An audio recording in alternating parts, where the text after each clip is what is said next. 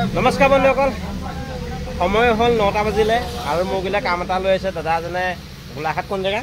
গোলাঘাট মোক কমা বন্ধা পৰা মানে চাহপাত পেলাবলৈ আছিলে লেটেকুত আৰু চাউণ্ড আছে, যিটো চাউণ্ড আপোনাক শুনাম আৰু চাউণ্ডৰ ভিতৰত সোমাই যাম বলক। বেমাৰটো কিনো ক'তনো লিক কৰিছে বহুতে চালে আৰু কেইজনমান চালে হয় নাই বেমাৰটো চালে। মোৰ গোলাঘাটত মই চাহপাত লৈ আহিছিলোঁ, হয় মানে মোক দেখুৱালোঁ এবাৰ। মানে বেমাৰটো ধৰিব নালাগে, যিহেতু এয়াৰ লিক কৰিছিলে আৰু বলক বেমাৰটো ভিতৰলৈ সোমাই যায়। সকলোতে কি কৰিলে সকলোবোৰ কথা ক'ম এই ভিডিঅ'ৰ জৰিয়তে।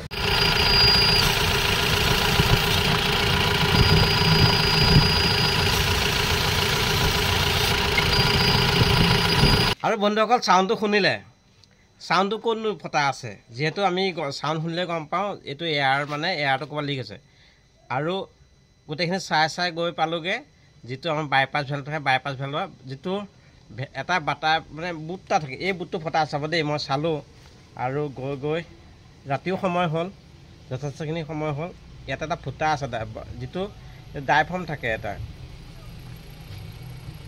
ফুটাটো চাবলৈ হ'লে কোনোবাখিনি সৰু ফুটা, যিহেতু চাউণ্ড কম বেছিকৈ দিয়ে। এইটো চাওক ফুটাটো চাওক, এইটো ফুটা দেখিছেনে? এই ফুটাটো চাউণ্ডটো দিয়ে।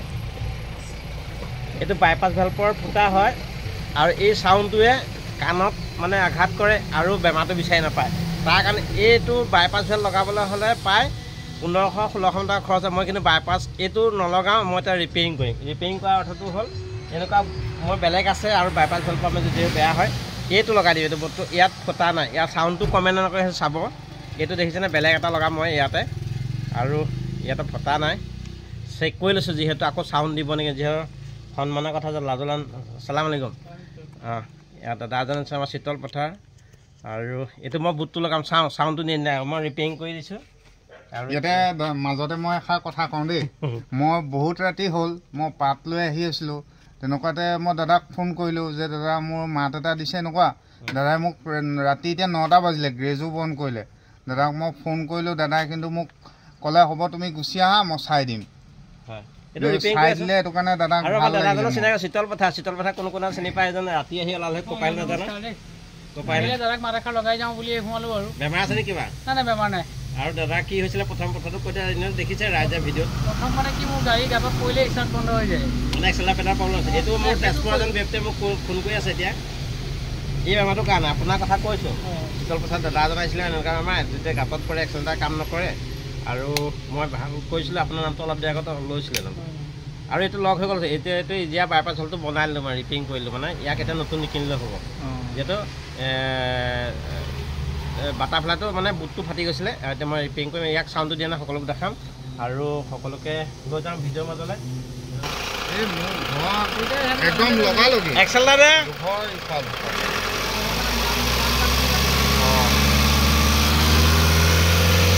এতিয়া ভাল হৈ গ'ল। আমি মানে কম খৰচত কাম কৰিবলৈ বিচাৰোঁ, যিহেতু ইজিয়া বাইপাছ ভেল্ভটোৱে লিক আছিলে, যিটো ডাইফৰ্ম থাকে, ডাইফৰ্মটো লিক হৈ গ'ল। লিক হোৱাৰ কাৰণে চাউণ্ডটো কাণত শুনে আৰু অসুবিধা হয় ড্ৰাইভাৰজনক চলাবলৈ। তাৰ কাৰণে চুট মাংচুল নাপায়, যিহেতু ইনটেকৰ আগফালে নহয় বেক চাইডে লিক হৈছিলে এয়াৰটো। আৰু এতিয়া ভাল হৈ গ'ল। কেনেকুৱা লাগিছে? একদম খুব ধুনীয়া। মই মানে যেতিয়া চাউণ্ড দিছে, মই কেঁচা পাত যেতিয়া লৈ আহোঁ তেতিয়া অলপ মানে বহুত ৰিক্সটো, কেঁচা পাত জ্বলি গ'লে আমাৰ বহুত টকা লোকচানো হয়। সেইটো কাৰণে মানে মই ভয়ে আহিছোঁ। মই আপোনাক চিধাই ফোন কৰিছোঁ যে দাদা মাতটো দিছে, মই এতিয়া কি কৰোঁ। মানে শব্দটোৱে তোমাক অপকাৰ কৰিছে? অপকাৰ। আৰু মোৰ ভয় লাগি আছে যে বাটত কিবা আকৌ প্ৰব্লেম দিব নেকি। তাৰপিছত মই এজন গোলাঘাটত এটা হেৰিত দেখুৱাইছিলোঁ গ্ৰেজত, তেতিয়া তেওঁ একো মাতটো ধৰিব নোৱাৰিলে, বেমাৰটো ধৰিব নোৱাৰিলে। আৰু মই ভয়ে তেনেকৈ গুচি আহিলোঁ। আপোনাক তাৰপিছত ফোন কৰিলোঁ, দাদাক ফোন কৰিলোঁ। দাদাই ক'লে যে তুমি মই ক'লোঁ যে পাতটো পেলাই মই আপোনাৰ তালৈ গুচি যাম। তেতিয়া দাদাই মোক 9টা বাজি পাৰ হৈ গ'ল, এতিয়া 9:38 হ'ল। কাম কৰি আছোঁ, ভাল হ'ল। ভাল লগাৰ কাৰণে ভাল লাগিছে, খুব ভাল লাগিছে দাদা। মই আগতো তেনেকৈ আহোঁ 2-এবাৰ, কিন্তু আহিছোঁ। কিন্তু দাদাৰ কামবিলাক মই বহুত ভাল পাওঁ। মানে ইজি, মানে কষ্ট কম আৰু খৰচো কম। তাৰ কাৰণে সোণৰ অসম সদায় জিন্দাবাদ। হাজৰিকা মই 40 কিলোমিটাৰ আঁতৰৰ পৰা ইয়াত বনাবলৈ আহোঁ। হয়, এনেকুৱা বহুতে আহে। মোৰ বহুত দূৰৰ বৰপথাৰ, সৰুপথাৰ, গোলাঘাটৰ বা যোৰহাটৰ বহুত ডিষ্ট্ৰিক্টৰ পৰা আহে। যি কি নহওক, ভিডিঅ'টো কেনেকুৱা জনাব লাগিব। আপোনালোকৰ যে কেতিয়াবা যেনেকুৱা শব্দ অপকাৰ কৰে, আপোনালোকে কিছুমান হেৱা লাইনটো চাবলৈ নাপাহৰিব। ধন্যবাদ। জয় আই অসম।